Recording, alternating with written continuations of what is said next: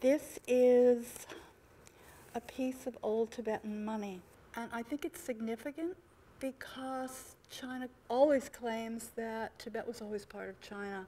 And we say, well, but it was a separate language, and it was a different culture and a different religion. It was obviously a completely sovereign nation. It had its own currency. If it had been part of China, the currency would have been Chinese.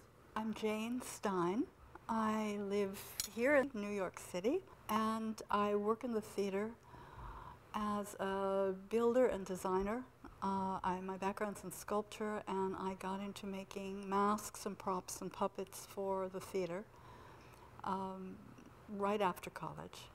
And I'm Jeff Nash, and I'm a lighting designer, and I also work in the theater quite a bit. Jane and I work on projects together quite often. And I also do lighting for museums and exhibitions and fashion, commercial showrooms, things like that.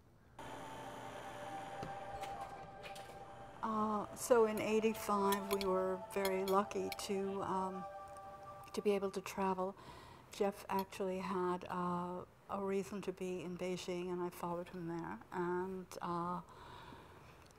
we traveled through China and then into Tibet.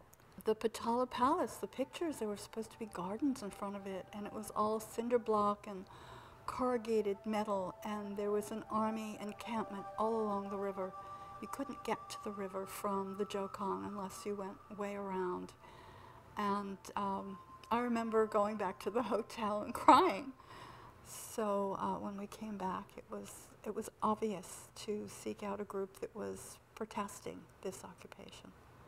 And I guess we've been involved ever since. I think one of the things that's unique about the Tibetan people is that they have maintained nonviolence for all these years, that their protests have been nonviolent. And that's unique in the world. Tibetan independence is important to me because I think this culture is so beautiful and important, and right now it's in danger of being destroyed. And I think the only thing that will save it in Tibet is for it to become independent again.